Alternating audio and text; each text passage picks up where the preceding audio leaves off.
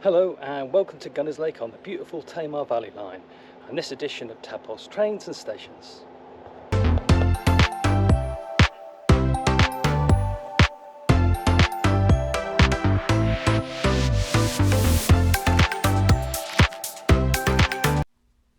I have chosen to explore the Tamar Valley Line over 4 videos. This first video will explore Gunnislake Station at the head of the line and will also go into the line's overall history. The other videos, which will cover Calstock, Bere Alston and Bere Ferrers, will concentrate mostly on the services, facilities and a little station-specific history.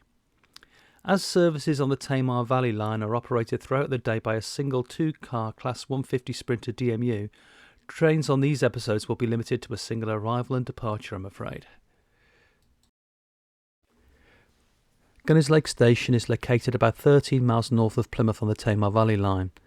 Despite its name, Gunnislake Station is located next to the villages of Drakewalls and Alberston, with Gunnislake itself being situated about a 10-minute walk down a steep hill to the northeast. This simple single-platform station has a reasonably large car park and bus interchange located immediately behind the platform. As there are no ticket purchasing facilities, passengers have to buy a ticket in advance or from the guard on the train. There is a help point and timetable and information boards on the platform, as well as a simple waiting shelter. There is also a regular daytime connecting bus service to the busy market town of Tavistock just over the border in Devon. The history of the Tamar Valley Line started in 1862 with the formation of the Tamar, Kithill and Callington Railway Company, the TKH&CR, still a bit of a mouthful. It was formed to construct a railway connecting the town of Callington with its numerous mines and quarries to the quays at Calstock, where stone and ore could be loaded into barges for transportation down the River Tamar. Construction was started on the 26th of November 1863 at Kelly Quay in Calstock. However, a financial crisis in 1866 halted construction and no further work was carried out until the 9th of August 1869, when further construction to complete the TKH&CR was authorised by an Act of Parliament. In 1871 the railway was renamed as the East Cornwall Mineral Company, ECMR. It was constructed as a mineral railway of 3-foot 6-inch gauge and was opened officially on the 7th of May 1872, although some sections had been in use for as long as 5 years previously. At this point the line was almost 8 miles long and ran from the village of Kellybrae, about 1¼ miles north of Callington, to Calstock, where the quay was accessed via an 800-foot long rope-worked incline which dropped about 350 feet. In 1891 the Plymouth, Devonport and South Western Junction Railway, the PD and SWJR, another mouthful, was purchased by the ECMR and by 1900 had obtained an Act of Parliament for a new Bere Alston and Calstock Light Railway to expand the ECMR eastwards to join the PD and SWJR main line at Bere Alston. This new extension meant that the original ECMR line would diverge about half a mile south of Gunnislake and follow a new route into Calstock, leaving the bypass section to be closed, including the old incline down to the quay. The new extension was to be built to the 4-foot 8-inch standard gauge, and the task of converting the rest of the line back to Kellybrae was given to the famous, in railway circles at least, Colonel H.F. Stevens. After the line was completed, he was retained as the general manager, although he only remained in post for another year. The eastward extension involved the crossing of the River Tamar and required the construction of the 12-arch, 850-foot-long Calstock Viaduct.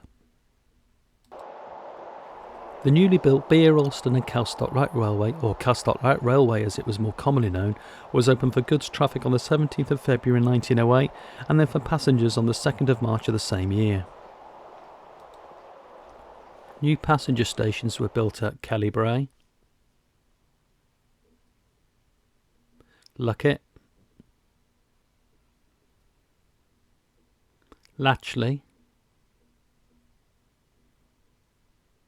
Chilsworthy, Gunnislake and Calstock.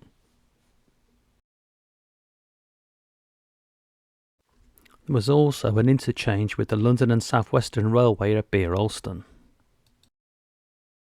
In addition to the various public goods sidings at the main stations, there were also a number of private sidings at intermediate locations along the route. The PD and SWJR retained control over the branch as an independent railway until they were absorbed by the LSWR in December 1922. A year later, the LSWR itself became part of the Southern Railway at the grouping of most UK railways. Following the nationalisation of the railways into British Rail, the Callington branch was controlled variously by the Southern and Western regions. With the opening of the Tamar Road Bridge in 1962, the need for a station at Callington, which was already poorly situated to serve the town, was much reduced, until on the 7th of November 1966 the line between Callington and Gunnislake was officially closed, with the last service being in the 1940 from Callington 2 days previously. The rest of the branch remained open, with Gunnislake being the new terminus of what was now a passenger-only line. The sidings were removed at Cowstock except for a loop next to the main line and all but one at Gunnislake. The remaining signal boxes were closed in 1968, the remaining sidings removed and the branch was reduced to a basic single line, with trains using the former up platform at Gunnislake. The station buildings at Cowstock and Gunnislake were removed and replaced by simple shelters.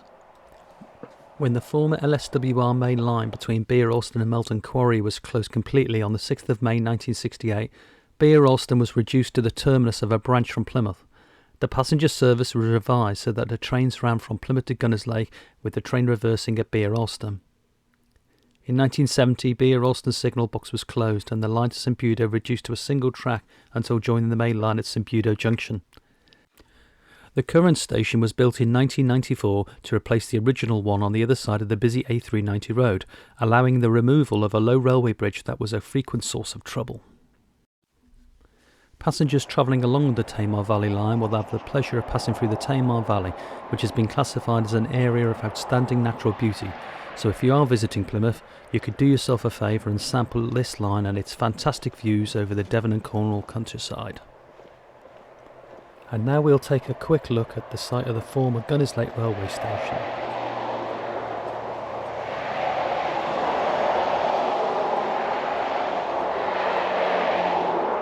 Here we can see the location where the former bridge carried the railway over the A390.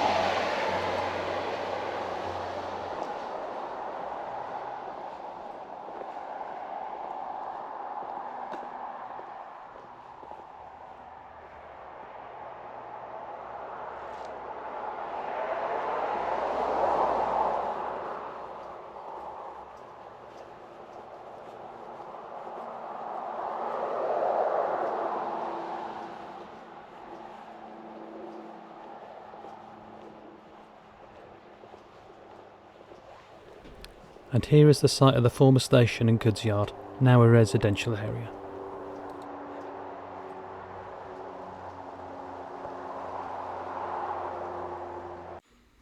For many years, the partial reopening of the old LSWR line between Beer Alston and Tavistock was campaigned for.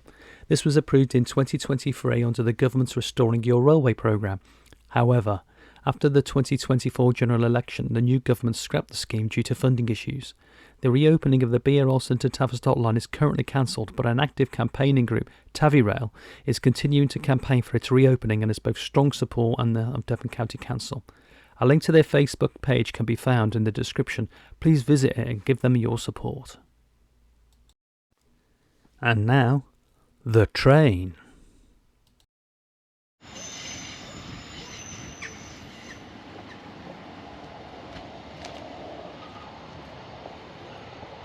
Well, you all know what's wrong.